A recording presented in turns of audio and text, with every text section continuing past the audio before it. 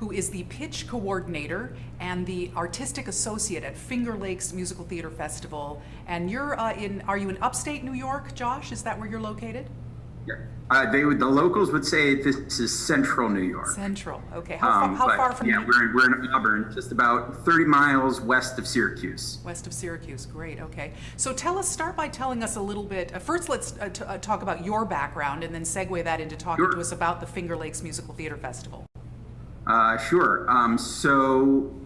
I graduated from the University of Central Florida with Bachelor of Fine Arts in Musical Theater, and then spent a few years out and about working, decided to go to grad school, ended up at Arizona State University, where I got an MFA in theater performance with a degree that was really focused a lot on devising and collaborative creation and performance art and avant-garde theater, which was where I really sort of began to develop this passion for new works. Right. From there, I spent a few years in Chicago working and living before coming back to Finger Lakes Musical Theater Festival and Merry-Go-Round Youth Theater, where I had spent a stint working for 3 years as a youth theater actor here from like 2005 to 2008. And from there, I came back and I joined the staff and took over as the pitch coordinator and artistic associate here. So with the festival, I do a lot of work with our new musical series, The Pitch, which we'll be talking about today, I'm sure. Yes. And I also do a lot of work with the Merry-Go-Round Youth Theater, which is sort of the engine that sort of drives the other side of the musical festival. Great. So, and does the Finger Lakes Musical Theater Festival have its own regular season that's separate from the pitch? Yes. So that means you sort of have your finger three every paws year we with- have. Yeah, as particularly this season, it's a very busy for me because I was actually in our first main stage show of the season at Playhouse, Guys and Dolls, earlier this summer. And right now we've got Parade going on, which is followed by Best of the Whorehouse in Texas, followed by Ghost, followed by Always Patsy Cline. That's our main stage season. And while that's going on, we're just sort of revving up right now. I'm actually coming to you live from Theater Mac, which is the venue that houses the pitch. Our first pitch presentation of the season is coming up tomorrow night. Wow, that's fantastic. So the Finger Lakes Musical Theater Festival is a season of shows that are already in the canon, but Pitch is about developing new works, right? So can you talk to us about how that came about and how you guys go about developing new works through the Pitch program? Yeah, absolutely. So the Pitch came about. This is now the 6th season of the Pitch, and it was created by our former producer and artistic director, Ed Sales, who was inspired by this idea of, in the golden age of musicals, the writers would go into a producer's office and pitch their idea for a new musical. I've got this idea, a great idea for a show. And they would go in there and they would talk a little bit about the story itself and then perform a couple of songs. And they had, this very short period of time of their show across. So that's sort of what the Pitch is. Now, the Pitch was created in conjunction with of the Finger Lakes Musical Theater Festival. For the longest time, we were producing shows at the Merry-Go-Round Playhouse as part of that was the season. It was the Merry-Go-Round Playhouse. They did usually about 5 shows a summer there, professional shows with equity actors, and then that was it. But there was this movement in around 2008 to create something larger here in Central New York, which was the Finger Lakes Musical Theater Festival. So the first festival season, which was in 2012, launched with shows at the Merry-Go-Round Playhouse, as well as the first season of The Pitch, and another show, a couple shows going on at a downtown space that we were renting at the time. So The Pitch is a process where we bring in the creative team behind a new musical. Now, when we say the creative team, it's not creative team how you would typically think. It's not writers, directors, designers, that sort of thing. We use this term as a sort of catch-all for the team that is going to come up, and what that is typically the writer or writers, usually one or two people, and one other person. So they'd have a total of 3 people. Those people would spend the week with us working on and developing their new show. And for 3 nights at the end of that week, each night they would do a presentation of their material, between 45 to 60 minutes of their new musical in front of an audience. And it's the writers themselves who are the ones presenting the material. So they're not coming in and working with a group of actors, they're coming in and presenting the material themselves. After each presentation, we have a moderated feedback session with the audience, where the audience we usually start that with questions that the team has for the audience, so that they can get target feedback that they're looking for before we sort of open it up to a general Q&A session. But that's how the pitch functions. That's fantastic. So, so how do you go about selecting the shows that are going to be showcased? Because not only would you have to use the normal things about, are you compelled by the theme? Does it have a great score? Do you feel that the show has a lot of promise? But you must also have to take into consideration, are these writers going to be able to present their work, or do you just figure they're going to have to figure that out? Well, is so part of the discussions that we have. Once we don't consider whether these writers are necessarily performers themselves when we're deciding who's going to come here. We make the choices of the season. We read. I'm reading through all of the shows, and then I sit down with our producing artistic director Brett, and we will go over everything together with a fine-tooth comb and make our final selections for the season. And then when we try to be very clear in our submission process and on our website, and when we're communicating with the writers, that it's going to be you yourself presenting the material, and is that something that is going to cause a problem for you?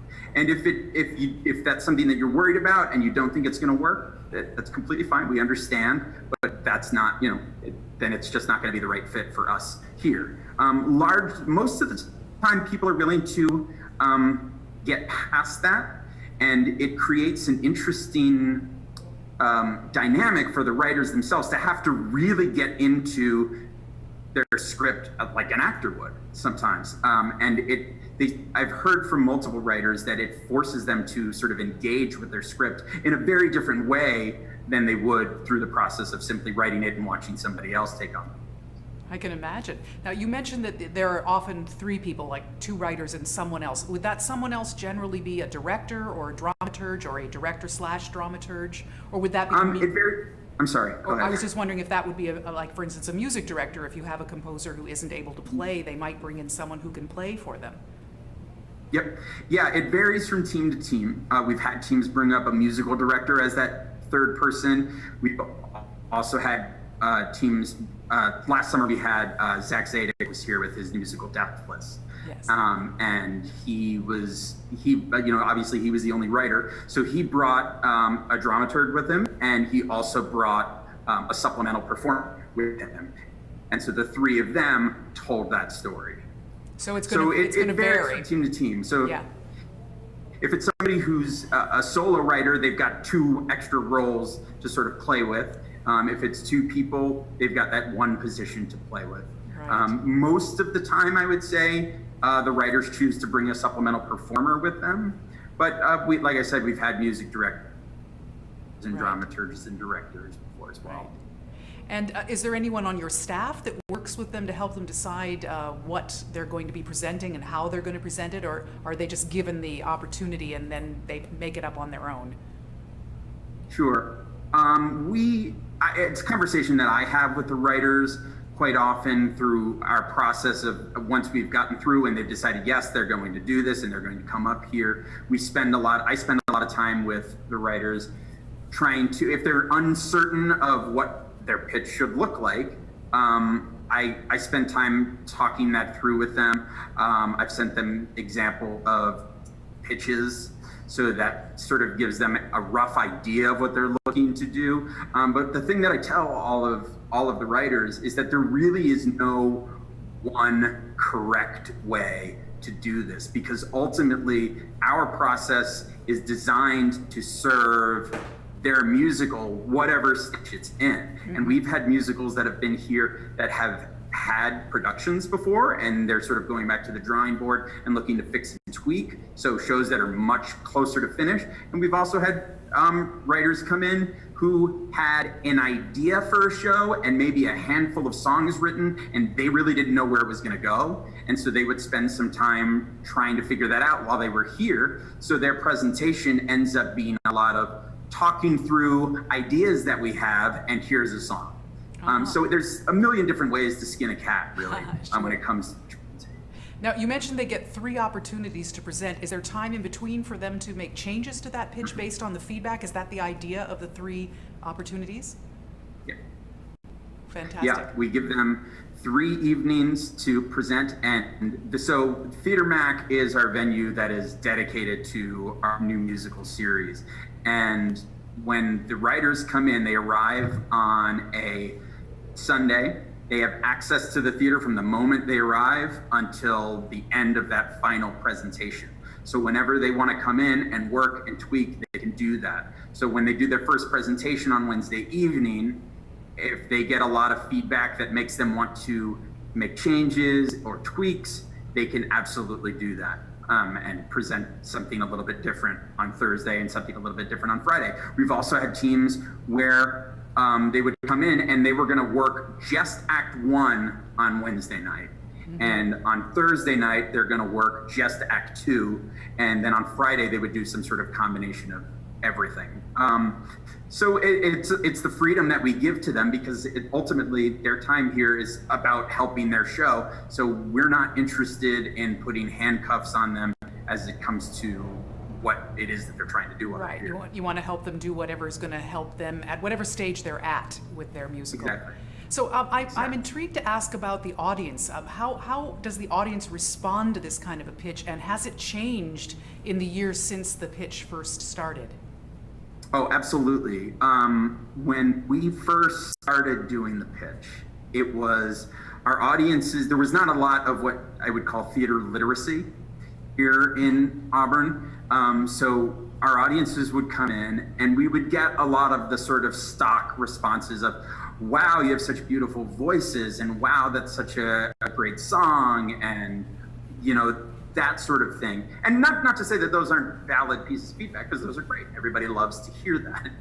But over time, as they've spent more time experiencing different kinds of shows, and sort of the quality of writing that we've brought in has sort of been gradually getting better and better every year, I'm a bit savvy to what it is that we're looking for them to how we're looking for them to respond. So the feedback has gotten much, and they're starting to look at things with a much more critical, and the feedback has been great. I mean, I would say that 98% of the feedback that we get now is extraordinarily valuable to the writers. Wow, that's fantastic. So you've really been training your audience over these years. That's been the idea. Yeah, and with that in mind, what do you do anything next with these shows? Do you get to the point where you're able to actually do a workshop or a developmental production or a world premiere of one of these new musicals? It has been something that is sort of on our radar of something that we would like to continue doing, and it is something that has happened before. A show that was here in 2012 is a musical called Neurosis, that we then fully produced the following season in the downtown space that we were using at the time. So that happened. In 2015, we had a musical here by a British team called The Girl Who, written by Scott Gilmore and Claire McKenzie, a sort of choose your own adventure musical. And from there, we had them here in 2015 at the pitch.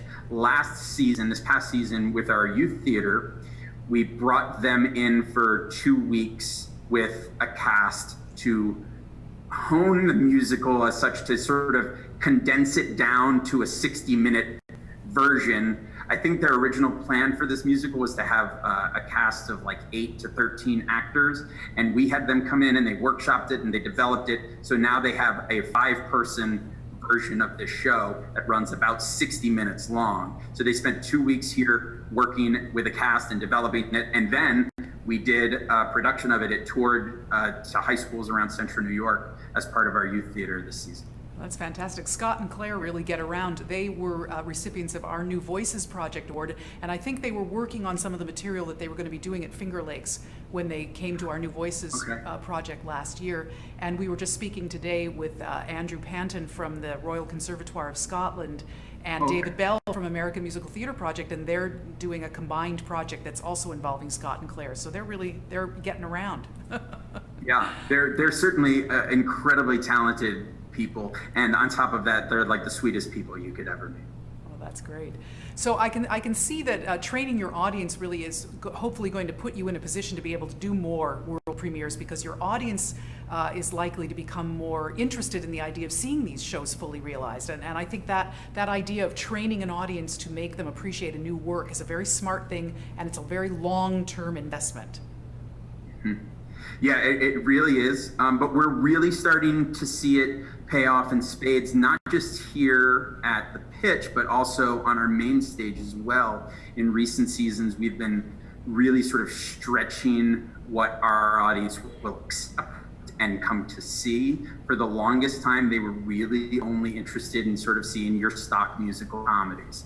And, you know, a couple of seasons ago, we did A Light in the Piazza and Sweeney Todd. We included them both into our season, and there was some pushback from our audience season. But from there, we really haven't let up. We did last season. We did the North American premiere From Here to Eternity here at the festival, and that was a big risk for us because we didn't know what kind of response we were going to get. And, you know, ticket sales were real for that at first. But once people saw it and it received such a wonderful response, it ended up doing record sales for us. And so it was a really kind of rewarding thing to see a new musical on our stage and see our audience responding so well to it. So it's paying off. It's going to be a slow process. As far as taking shows from the Pitch and moving them on to workshops and further development here at Finger Lakes, it's always something that we're looking to do and wanting to do. At the end of the day, it comes down to funding, which everybody knows about is sometimes difficult to get. But we're interested in looking at ways to continue expanding on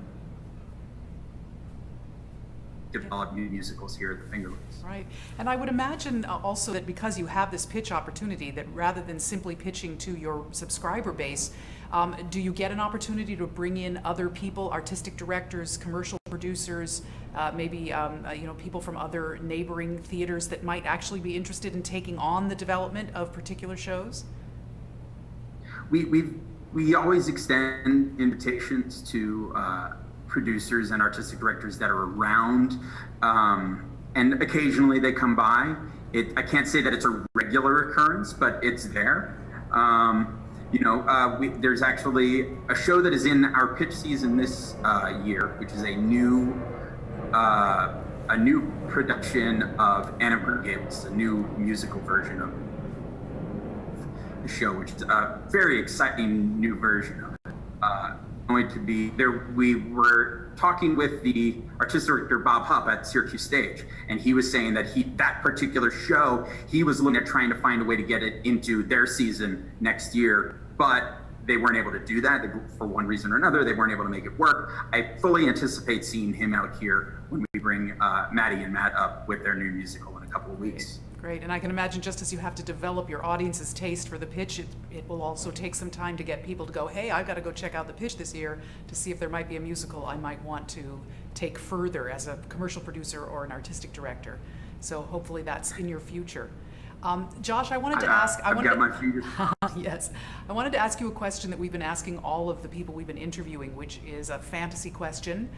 If you were to suddenly find that you had been gifted $100 million earmarked for the development of new musicals in any way you see fit, how would you want to spend that money? Oh man, I think the first thing that I would do is I would have a building. I would find a way to have one building where I could have writers and I could have performers and I could have production staff and I could have the production venue, all one place. And I think I would allow everybody to come together to develop a new musical. I guess, which kind of sounds chaotic, but I think there is value in having an entire group of people all working together on one project. This is something that I learned when I was in grad school. While there is certainly value in having the writers go away and do their thing, I think there is also value in allowing those writers to have an ongoing, continuous dialogue with performers, designers, production crew, all at the same time. Directors, stage managers. I think everybody has something to add for a project. So I think I would want to create a sort of, what do you call it? Sounds like you're putting together a kind of an artistic community. Yeah, like it would be an artistic community where everybody is under one roof, right? Almost a communal sort of thing, where they have an opportunity to work together on a project at any given time. And yeah, the writers could go off and do their thing, and the actors could go over and do their thing, but everybody is there and available to work together on a new musical. And that at some point we invite an audience in and we see what they say. And, it would like invite them in on stages. We have the pitch portion of it where at this point we've got 45 to 60 minutes and this is sort of a rough idea of what the show is. And then at some point it becomes bigger. You start to drop in more production elements. You start to put in costumes and sets and fully stage and things and get people away from the music stands so that eventually you can put a full production together that way, in a sort of a communal, devised sort of way. Yeah, it sounds like musical theater utopia. Yeah, right? I would love to take if there was nearly unlimited funding for it, I think it would be great. It sure would.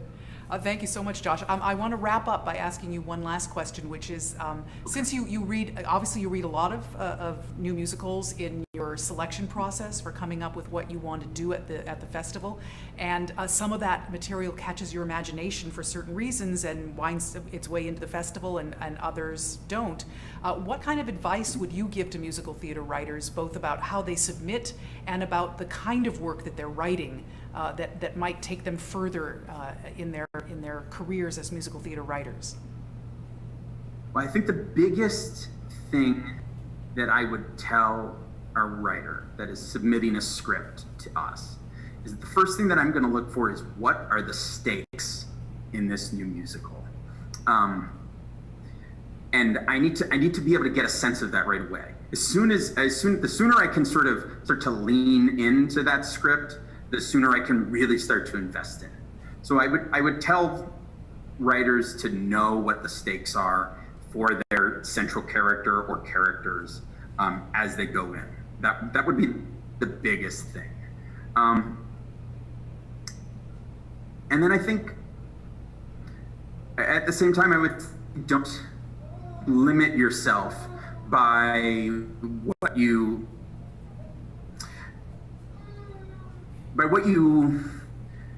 have read or seen before. A lot of times writers can sort of, whether they're doing it subconsciously or they're doing it on purpose, they can sort of, there's something else that isn't, I feel like this is just sort of rambling and not making sense, so I apologize. No, it's coming together. But they sometimes let their influences limit them, right? Mm-hmm. As opposed to finding a way to break outside of that box and to push the envelope a little bit. So I would encourage them to know what their stakes are and to push the envelope and push that comfort zone, right? You feel like you're comfortable writing this. This is where I've always been my happy zone. Push yourself beyond that if you can. Outside of your comfort zone. Right. Yeah. Okay, great. Well, thank you, Josh. That's great advice, and it sounds like the festival is a very exciting place to be, so we wish you the best of luck with it this year, and we'll be keeping an eye out to see what comes of it in future years. And I really appreciate you chatting with us today. Thanks so much.